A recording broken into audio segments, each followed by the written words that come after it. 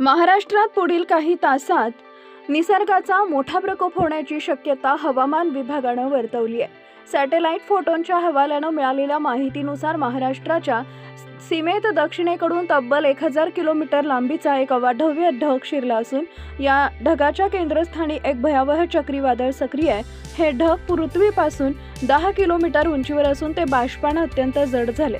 या वादळाचा वेग ताशी 120 किलोमीटर इतका प्रचंड असण्याची शक्यता आहे। या काळात केवळ पाऊस न पडता भीषण वीज कडकडाट आणि मोठ्या आकारांच्या गारांचा वर्षाव होण्याची शक्यता आहे। या स्थितीला सुपर एल निनो असं नाव देण्यात आलं असून शास्त्रज्ञांच्या मते अशी परिस्थिती दर 15 वर्षांनी एकदा उद्भवते।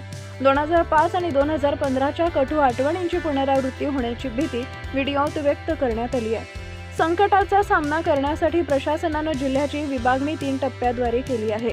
पहिला टप्पा दक्षिण महाराष्ट्र 19 एप्रिलपासून कोल्हापूर, सातारा आणि सांगली जिल्ह्यांना पहिला तडाखा बसणार आहे। कोल्हापुरात ढगफुटी सदृश पावसाचा तर पुणे आणि बारामतीत बर्फाचे गोळे पडण्याचा इशारा देण्यात आलाय।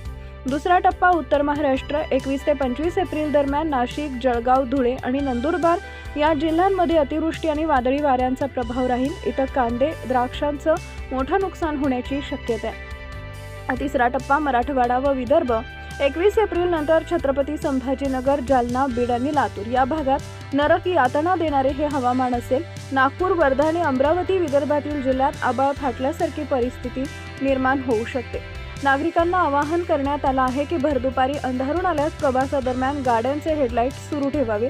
विजांचा कडकडाट सुरू असताना झाडाखाली किंवा पत्र्याच्या शेडखाली उभे राहू नका। घरातील इलेक्ट्रॉनिक उपकरणं बंद ठेवावीत। हे संकट केवळ पावसापुरतं मर्यादित नसून जनजीवन विस्कळीत करणार असल्यानं पूर्वतयारी आणि सतर्कता बाळगणं आवश्यक आहे।